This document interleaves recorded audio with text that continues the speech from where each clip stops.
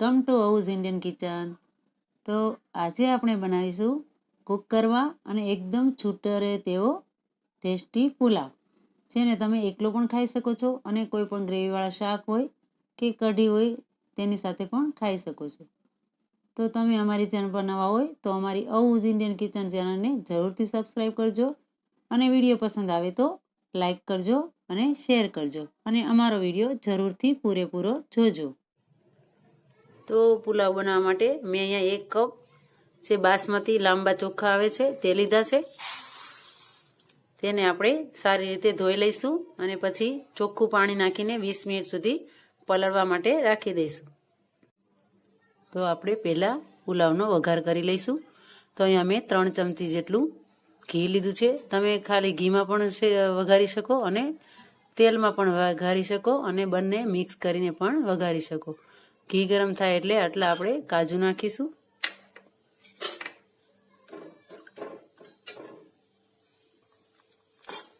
તમારે થોડા વધારે નાખવા હોય તો નાખી શકો। કલર ચેન્જ થાય એટલે આપણે કાજુને કાઢી લઈશું।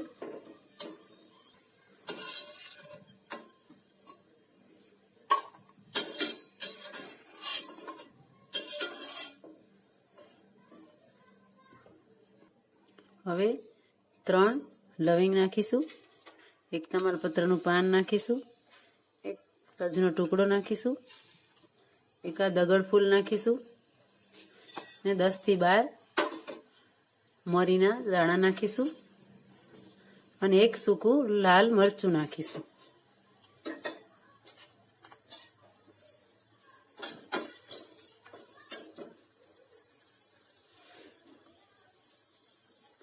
અને થોડા આપણે લીમડાના પાન નાખીશું। અને હવે આપણે મીડિયમ સાઈઝની 2 ડુંગળી કટ કરીને રાખી છે તેને આપણે સાતરી લઈશું।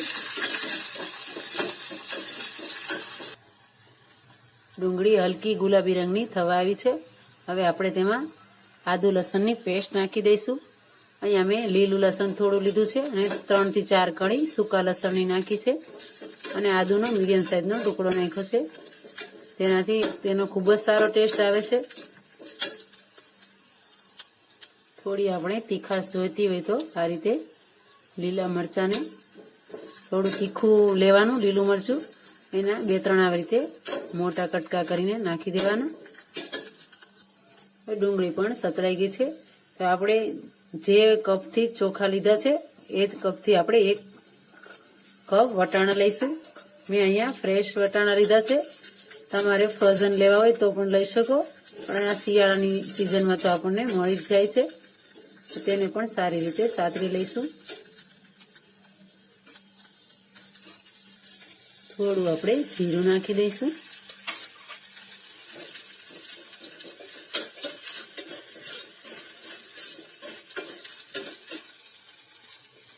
હવે આપણે ગ્રીન કેપ્સિકમ નાખી દઈશું અને પીળા કલરના કેપ્સિકમ નાખી દઈશું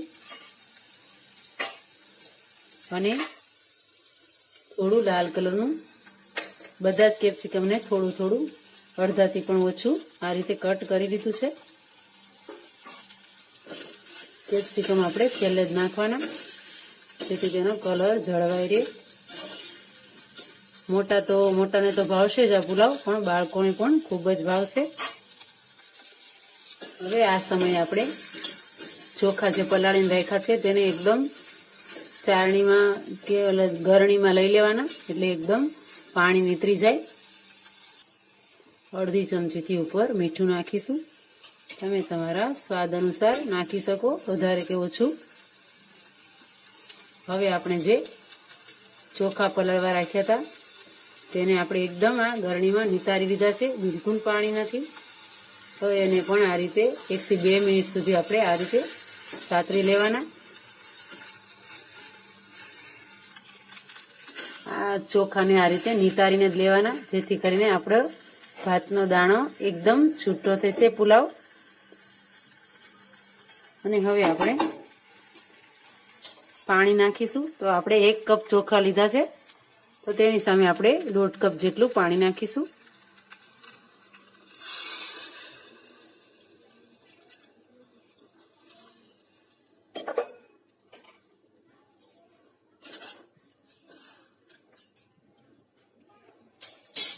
આપણે જે કાજુ સાતરીને રાખ્યા છે તે નાખી દઈશું અને મીડિયમ ગેસ ઉપર એકદમ મીડિયમ ફ્લેમ રાખીને આપણે એક જ સીટી વગાડવાની છે.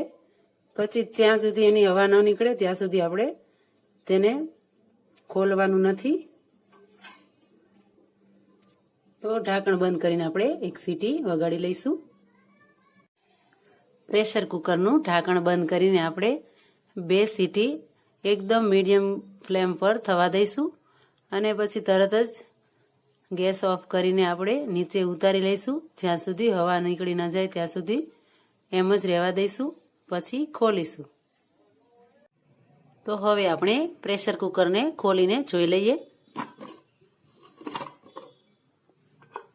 તો તમે જોઈ શકો છો કે આપણો પુલાવ એકદમ એક દાણો છૂટો થયો છે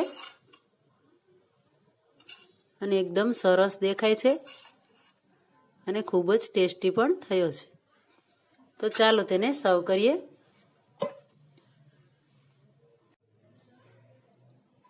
આ પુલાવને તમે રાયતા સાથે કે દાલ ફ્રાય સાથે કે કોઈ કઢી સાથે પણ ખાઈ શકો છો.